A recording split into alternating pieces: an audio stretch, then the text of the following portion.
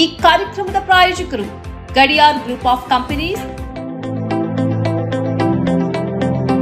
Gadiar Group of Companies, synonymous with excellence and innovation, stands as your dynamic partner for progress.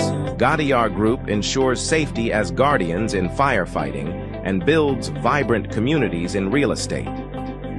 Building tomorrow, today.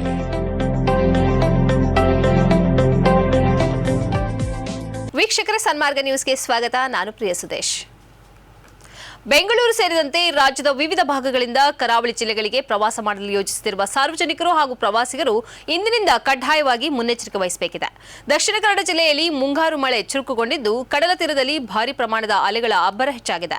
ಈ ಹಿನ್ನೆಲೆಯಲ್ಲಿ ಪ್ರವಾಸಿಗರ ಸುರಕ್ಷತೆಯ ದೃಷ್ಟಿಯಿಂದ ಮಂಗಳೂರಿನ ಎಲ್ಲ ಪ್ರಮುಖ ಬೀಚ್ಗಳಲ್ಲಿ ಜಿಲ್ಲಾಡಳಿತ ಮತ್ತು ಪ್ರವಾಸೋದ್ಯಮ ಇಲಾಖೆ ಹೈ ಅಲರ್ಟ್ ಘೋಷಿಸಿದ್ದು ಕಡಲ ತೀರದ ಮನರಂಜನಾ ಚಟುವಟಿಕೆಗಳಿಗೆ ತಕ್ಷಣದಿಂದಲೇ ಜಾರಿಗೆ ಬರುವಂತೆ ಬ್ರೇಕ್ ಹಾಕಲಾಗಿದೆ. ಪ್ರವಾಸಿಗರ ನೆಚ್ಚಿನ ತಾಣವಾಗಿರುವ ಮಂಗಳೂರಿನ ಪ್ರಸಿದ್ಧ ಪಣಂಬೂರು ಬೀಚ್, ತಣ್ಣೀರ್ಬಾವಿ ಹಾಗೂ ಸೋಮೇಶ್ವರ ಸೇರಿದಂತೆ ಜಿಲ್ಲೆಯ ಎಲ್ಲ ಬೀಚ್ಗಳಲ್ಲಿ ಜನಪ್ರಿಯ ವಾಟರ್ ಸ್ಪೋರ್ಟ್ಸ್ ಚಟುವಟಿಕೆಗಳನ್ನು ಸಂಪೂರ್ಣವಾಗಿ ಸ್ಥಗಿತಗೊಳಿಸಿ ಆದೇಶ ಹೊರಡಿಸಲಾಗಿದೆ. ಇನ್ನು ಮುಂದೆ ಮುಂಗಾರು ಮುಗಿಯುವವರೆಗೆ ಪ್ರವಾಸಿಗರ ಅತ್ಯಂತ ಆಕರ್ಷಣೆಯಾಗಿದ್ದ ತೇಲುವ ಸೇತುವೆ, floating bridge, boating, jet ski ಹಾಗೂ ಪ್ಯಾರಾಸೈಲಿಂಗ್ ಸೇರಿದಂತೆ ಯಾವುದೇ ಸಾಹಸ ಹಾಗೂ ಮನರಂಜನಾ ಕ್ರೀಡೆಗಳಿಗೆ ಅವಕಾಶ ಇರೋದಿಲ್ಲ. ಪ್ರವಾಸಿಗರ ಜೀವಕ್ಕೆ ಅಪಾಯ ಎದುರಾಗಬಾರದು ಎನ್ನುವ ಕಾರಣಕ್ಕೆ ಈ ಕಠಿಣ ನಿಯಮವನ್ನು ಜಾರಿಗೊಳಿಸಲಾಗಿದೆ. ಸಮುದ್ರದ ಅಲೆಗಳ ಅಬ್ಬರ ಹೆಚ್ಚಾಗಿರುವುದರಿಂದ ಪ್ರವಾಸಿಗರು ಯಾವುದೇ ಕಾರಣಕ್ಕೂ ನೀರಿಗೆ ಇಳಿಯದಂತೆ ತಡೆಯಲು ದಡದಲ್ಲೇ ಸುರಕ್ಷಿತ ಹಗ್ಗಗಳನ್ನು ಕಟ್ಟಿ ಬ್ಯಾರಿಗೇಡ್ಗಳನ್ನು ನಿರ್ಮಿಸಲಾಗಿದೆ. ನಿಯಮ ಉಲ್ಲಂಘಿಸಿ ಯಾರಾದರೂ ಸಮುದ್ರಕ್ಕೆ ಇಳಿಯಲು ಯತ್ನಿಸಿದರೆ ಕಾನೂನು ಕ್ರಮ ಕೈಗೊಳ್ಳುವ ಎಚ್ಚರಿಕೆ ನೀಡಲಾಗಿದೆ. ಪರಿಸ್ಥಿತಿಯನ್ನು ನಿಯಂತ್ರಿಸಲು ಮತ್ತು ಅನಾಹುತಗಳನ್ನು ತಪ್ಪಿಸಲು ಲೈಫ್ ಗಾರ್ಡ್ ಸಿಬ್ಬಂದಿ, ಕರಾವಳಿ ಕಾವಲು ಪಡೆ, ಕೋಸ್ಟಲ್ ಸೆಕ್ಯೂರಿಟಿ ಪೊಲೀಸ್ ಹಾಗೂ ಸ್ಥಳೀಯ ಪೊಲೀಸರು ಬೀಚ್ಗಳಲ್ಲಿ ದಿನದ 24 ಗಂಟೆಯೂ ಹದ್ದಿನ ಕಣ್ಣಿಟ್ಟು ನಿರಂತರ ಕಾವಲು ಕಾಯುತ್ತಿದ್ದಾರೆ.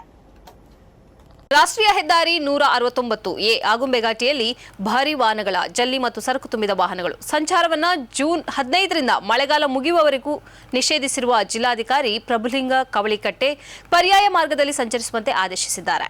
ಶಿವಮೊಗ್ಗದಿಂದ ಹೊಸನಗರ ಮಾಸ್ತಿಕಟ್ಟೆ ಮಾರ್ಗವಾಗಿ ಕುಂದಾಪುರ ಮತ್ತು ಉಡುಪಿಗೆ ಸಂಪರ್ಕ ಕಲ್ಪಿಸುವ ಹುಲಿಕಲ್ ಘಾಟಿಯಲ್ಲಿ ಭೂಕುಸಿತ ಸಂಭವಿಸಿದ ನಂತರ ತಾತ್ಕಾಲಿಕ ರಕ್ಷಣಾತ್ಮಕ ಕಾಮಗಾರಿ ನಡೆಯುತ್ತಿದೆ. ಅದು ಪೂರ್ಣಗೊಳ್ಳದೇ ಇರುವುದರಿಂದ ರಾಷ್ಟ್ರೀಯ ಹೆದ್ದಾರಿ 169A ತೀರ್ಥಹಳ್ಳಿ ಮಲ್ಪೆ ಉಡುಪಿ ರಸ್ತೆಯ ಆಗುಂಬೆ ಘಾಟಿಯಲ್ಲಿ ಭಾರೀ ವಾಹನಗಳ ಹೆಚ್ಚಿನ ಓಡಾಟವಿದೆ.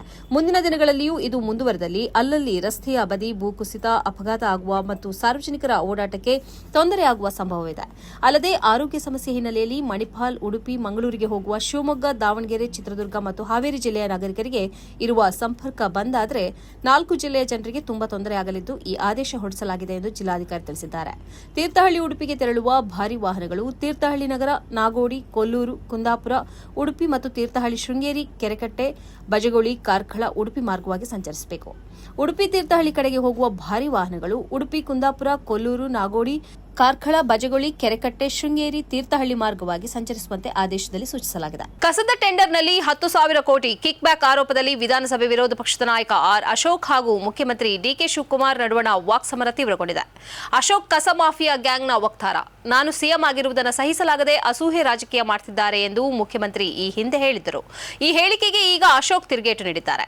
ಹೈಕಮಾಂಡ್ ಬಾಗಿಲಿನಲ್ಲಿ ಕಾಡಿ ಬೇಡಿ ಅತ್ತು ಕರೆದು ಸಿಎಂ ಸೀಟ್ ಗಿಟ್ಟಿಸಿಕೊಂಡ ಡಿಕೆ ಶಿವಕುಮಾರ್ಗೆ ವಿರೋಧ ಪಕ್ಷಗಳು ಕನಿಷ್ಠ ಹನಿಮೂನ್ ಪೀರಿಯಡ್ ಕೂಡ ಕೊಡ್ತಿಲ್ಲ ಎಂದು ವಿರೋಧ ಪಕ್ಷದ ನಾಯಕ ಆರ್ ಅಶೋಕ್ ಲೇವಡಿ ಮಾಡಿದ್ದಾರೆ.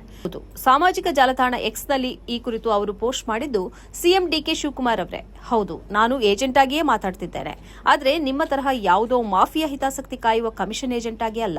ಕರ್ನಾಟಕದ 7.5 ಕೋಟಿ ಕನ್ನಡಿಗರ ಹಕ್ಕಿಗಾಗಿ ಬೆಂಗಳೂರಿನ 1.5 ಕೋಟಿ ನಾಗರಿಕರ ಧ್ವನಿಯಾಗಿ ನಿಂತಿರುವ ಜನತಾ ಏಜೆಂಟ್ ನಾನು. ವಿಪಕ್ಷ ನಾಯಕನಾಗಿ ನಿಮ್ಮ ಲೂಟಿ ದಂಧೆಯನ್ನು ಪ್ರಶ್ನಿಸುವುದು ನನ್ನ ಸಂವಿಧಾನಬದ್ಧ ಕರ್ತವ್ಯ. ಅದಕ್ಕೆ ಯಾರ ಅಪ್ಪಣೆಯೂ ಬೇಕಿಲ್ಲ ಎಂದು ಕಿಡಿಕಾರಿದ್ದಾರೆ. ಪತ್ರಕರ್ತೆ, ಸಾಮಾಜಿಕ ಹೋರಾಟಗಾರ್ತಿ ಗೌರಿ ಲಂಕೇಶ್ ಹತ್ಯೆ ಪ್ರಕರಣದ ವಿಚಾರಣೆ ಈಗ 7ನೇ ನ್ಯಾಯಾಧೀಶರ ಕೈ ಸೇರಿದೆ. ಹಿಂದುತ್ವ ಗುಂಪುಗಳಿಗೆ ಸೇರಿದ 17 ಆರೋಪಿಗಳ ವಿರುದ್ಧ 2018ರ ನವೆಂಬರ್ನಲ್ಲಿ ಆರೋಪ ಪಟ್ಟಿ ಸಲ್ಲಿಸಲಾಗಿತ್ತು. ಆದರೆ ವಿವಿಧ ಕಾರಣಗಳಿಂದ ಪ್ರಕರಣದ ವಿಚಾರಣೆ ತೆವಳುತ್ತಾ ಸಾಗಿದೆ. ಹಿಂದಿನ ನ್ಯಾಯಾಧೀಶ ಎಂ ಚಂದ್ರಶೇಖರ್ ರೆಡ್ಡಿ ಅವರನ್ನು ಕರ್ನಾಟಕ ಹೈಕೋರ್ಟ್ನ ಹಿರಿಯ ಆಡಳಿತಾತ್ಮಕ ಹುದ್ದೆಗೆ ವರ್ಗಾಯಿಸಲಾಗಿದೆ.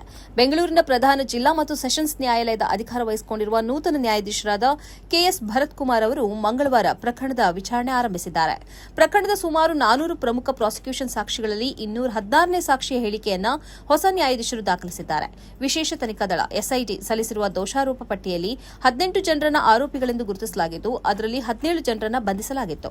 ಒಬ್ಬ ಆರೋಪಿ ತಲೆಮರೆಸಿಕೊಂಡಿದ್ದ. ತಿಳಿಸಿದ್ದಾರೆ. ಕಾನೂನು ಪ್ರಕ್ರಿಯೆಯಲ್ಲಿ ಉಂಟಾದ ವಿಳಂಬದ ಆಧಾರದ ಮೇಲೆ ಎಲ್ಲ 17 ಆರೋಪಿಗಳು ಈಗಾಗಲೇ ನ್ಯಾಯಾಲಯದಿಂದ ಜಾಮೀನು ಸಿಕ್ಕಿದೆ. 2017ರ ಸೆಪ್ಟೆಂಬರ್ನಲ್ಲಿ ಆದ ಗೌರಿ ಲಂಕೇಶ್ ಅವರ ಹತ್ಯೆಗೆ ಸಂಬಂಧಿಸಿದಂತೆ 2018ರ ನವೆಂಬರ್ನಲ್ಲಿಯೇ ಎಸ್ಐಟಿ ಚಾರ್ಜ್ ಶೀಟ್ ಸಲ್ಲಿಕೆ ಮಾಡಿತ್ತು. ಆದರೆ ಸುಮಾರು 4 ವರ್ಷಗಳ ನಂತರ ಕೋವಿಡ್ ಲಾಕ್ಡೌನ್ ಹಾಗೂ ತಾಂತ್ರಿಕ ಕಾರಣಗಳಿಂದಾಗಿ 2022ರ ಜುಲೈ 4ರಂದು ವಿಚಾರಣೆ ಆರಂಭವಾಯಿತು. ಅಂದಿನಿಂದ ಇದುವರೆಗೆ ಒಟ್ಟು 7 ನ್ಯಾಯಾಧೀಶರು ಈ ಪ್ರಕರಣವನ್ನು ಕೈಗೆತ್ತಿಕೊಂಡಿದ್ದಾರೆ. ಒಮಾನ್ ಕರಾವಳಿಯಲ್ಲಿ ವಾಣಿಜ್ಯ ಹಡಗಿನ ಮೇಲೆ ಅಮೆರಿಕ ಮಿಲಿಟರಿ ದಾಳಿಯ ನಂತರ ಕಾಣೆಯಾಗಿದ್ದ ಎಂಟಿ ಸೆಟಬೆಲ್ಲೋ ಹಡಗಿನಲ್ಲಿದ್ದ 3 ಭಾರತೀಯ ನಾವಿಕರು ಸಾವನ್ನಪ್ಪಿದ್ದಾರೆ ಎಂದು ದೃಢಪಡಿಸಲಾಗಿದೆ ಎಂದು ಕೇಂದ್ರ ಹಡಗು ಖಾತೆ ಸಚಿವ ಸರ್ಬಾನಂದ ಸೋನೋವಾಲ್ ತಿಳಿಸಿದ್ದಾರೆ. ಮೃತದೇಹಗಳನ್ನು ಪತ್ತೆ ಹಚ್ಚಿ ಗುರುತಿಸಿದ ಬಳಿಕ ಈ ಎಲ್ಲ ನಾವಿಕರ ಶವಗಳನ್ನು ಅಂತಿಮ ಸಂಸ್ಕಾರಕ್ಕಾಗಿ ಸ್ವದೇಶಕ್ಕೆ ಕಳುಹಿಸಲು ಕ್ರಮಗಳನ್ನು ತೆಗೆದುಕೊಳ್ಳಲಾಗುತ್ತಿದೆ ಎಂದು ಕೇಂದ್ರ ಹಡಗು ಖಾತೆ ಸಚಿವ ಸರ್ಬಾನಂದ ಸೋನೋವಾಲ್ ಮಾಹಿತಿ ನೀಡಿದ್ದಾರೆ. ಪಲಾವ್ ಧ್ವಜ ಹೊತ್ತ ಎಂಟಿ ಸೆಟಬೆಲ್ಲೋ ಹಡಗಿನಲ್ಲಿ ನಡೆದ ದುರಂತದ ಬಗ್ಗೆ ತಿಳಿದು ಆಘಾತವಾಗಿದೆ. ಈ ಘಟನೆ ದುರದೃಷ್ಟಕರ. ಕಾಣೆಯಾಗಿರುವ 3 ಭಾರತೀಯ ನಾವಿಕರ ಶವಗಳನ್ನು ಪತ್ತೆ ಹಚ್ಚಿ ಗುರುತಿಸಿದ ಬಳಿಕ ಅವರು ಮೃತಪಟ್ಟಿದ್ದಾರೆ ಎಂಬುದನ್ನು ದೃಢಪಡಿಸಲಾಗಿದೆ ಎಂದು ಎಕ್ಸ್ ಪೋಸ್ಟ್ನಲ್ಲಿ ಸೋನೋವಾಲ್ ತಿಳಿಸಿದ್ದಾರೆ. ಹಾರ್ಮುಜ್ ಜಲಸಂಧಿ ಬಳಿ ವಾಣಿಜ್ಯ ಹಡಗಿನ ಮೇಲೆ ಅಮೆರಿಕ ನಡೆಸಿದ ದಾಳಿಯಲ್ಲಿ 3 ಭಾರತೀಯ ನಾವಿಕರು ಸಾವನ್ನಪ್ಪಿದ್ದಾರೆ. Forward seamen's union of India FSUI ಖಚಿತಪಡಿಸಿತ್ತು. ಹಾರ್ಮುಜ್ ಜಲಸಂಧಿ ಬಳಿ ವಾಣಿಜ್ಯ ಹಡಗಿನ ಮೇಲೆ ಅಮೆರಿಕ ನಡೆಸಿದ ದಾಳಿಯಲ್ಲಿ 3 ಭಾರತೀಯ ನಾವಿಕರು ಸಾವನ್ನಪ್ಪಿದ್ದಾರೆ ಎಂದು forward seamen's union of India FSUI ಖಚಿತಪಡಿಸಿತ್ತು. ಹಡಗಿನೊಂದಿಗಿನ ಸಂಪರ್ಕ ಸಂಪೂರ್ಣವಾಗಿ ಕಡಿತಗೊಂಡಿದೆ. ಮಾಹಿತಿಗಳನ್ನು ಇನ್ನೂ ಕೂಡ ಪರಿಶೀಲಿಸಲಾಗುತ್ತಿದೆ ಎಂದು ಎಫ್ಎಸ್ಯುಐ ಪ್ರಧಾನ ಕಾರ್ಯದರ್ಶಿ ಮನೋಜ್ ಯಾದವ್ ತಿಳಿಸಿದರು. ಇದು ಈ ಹೊತ್ತಿನ ಸುದ್ದಿ ಸಂಚಯ. ನಿರಂತರವಾಗಿ ನೋಡ್ತಾ ಇರಿ ಸನ್ಮಾರ್ಗ ನ್ಯೂಸ್. ಸುದ್ದಿಗಳ ಸಂತೆಯಲ್ಲಿ ಸತ್ಯದ ಮೊಂಬತ್ತಿ.